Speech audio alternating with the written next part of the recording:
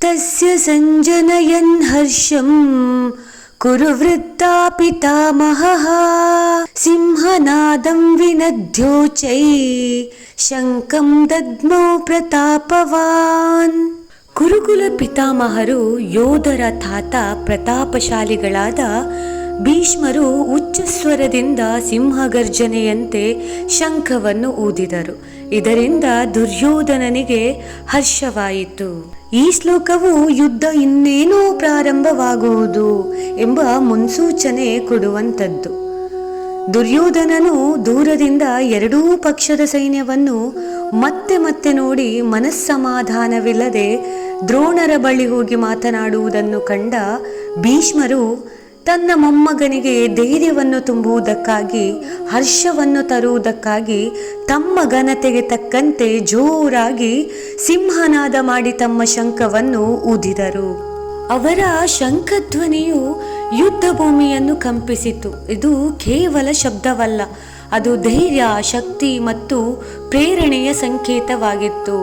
ತಸ್ಯ ಸಂಜನಯನ್ ಹರ್ಷಂ ಎಂದರೆ ಅವನ ಮನಸ್ಸಿನಲ್ಲಿ ಸಂತೋಷವನ್ನು ಹುಟ್ಟಿಸುತ್ತಾ.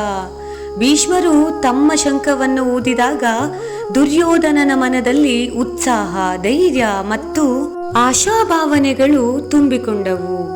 ಅವರು ಕೌರವರ ಸೇನೆಯ ಗೌರವವನ್ನು ಕಾಪಾಡುವ ನಿಟ್ಟಿನಲ್ಲಿ ತಮ್ಮ ಪ್ರಭಾವವನ್ನು ತೋರಿಸಿದರು. ಕುರುವೃದ್ಧ ಪಿತಾಮಹಃ ಎಂದರೆ ಕೌರವರ ಹಿರಿಯರಾದ, ಎಲ್ಲರಿಗೂ ಗೌರವನೀಯರಾದ ಭೀಷ್ಮರು. ಅವರ ವಯಸ್ಸು, ಅನುಭವ ಮತ್ತು ಶೌರ್ಯದಿಂದ ಸಂಪೂರ್ಣ ಸೇನೆಯು ಪ್ರೇರಿತವಾಗಿತ್ತು. ಪ್ರತಾಪವಾನ್, ಭೀಷ್ಮರನ್ನು ಈ ಶ್ಲೋಕದಲ್ಲಿ ಪ್ರತಾಪವಾನ್ ಎಂದು ಕರೆಯಲಾಗಿದೆ.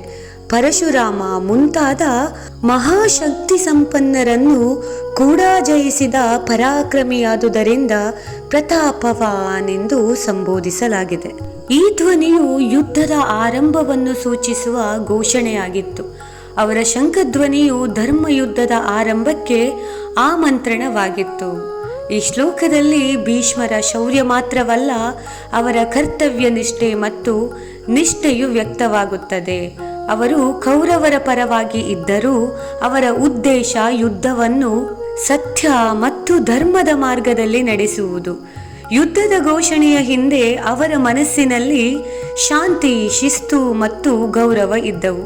ಈ ಶಂಖಧ್ವನಿಯು ಪಾಂಡವರು ಮತ್ತು ಕೌರವರ ಇಬ್ಬರಿಗೂ ಎಚ್ಚರಿಕೆಯ ಸೂಚನೆ. ಯುದ್ಧ ಪ್ರಾರಂಭವಾಗಿದೆ.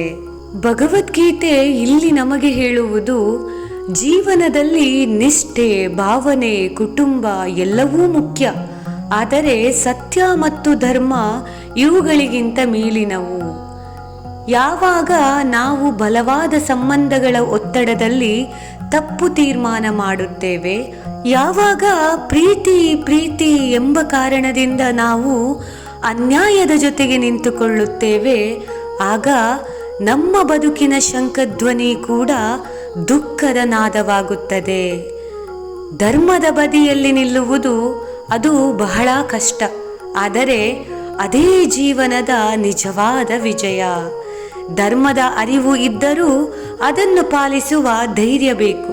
ಇಲ್ಲಿ ಭೀಷ್ಮಾಚಾರ್ಯರಿಗೆ ಧರ್ಮದ ಅರಿವಿದ್ದರೂ ಸಂಬಂಧಗಳ ಪ್ರತಿಜ್ಞೆಯಲ್ಲಿ ಕಟ್ಟುಬಿದ್ದು ಅಧರ್ಮದಲ್ಲಿ ಕೈ ಜೋಡಿಸಬೇಕಾಯಿತು. ಹರೇ ಕೃಷ್ಣ.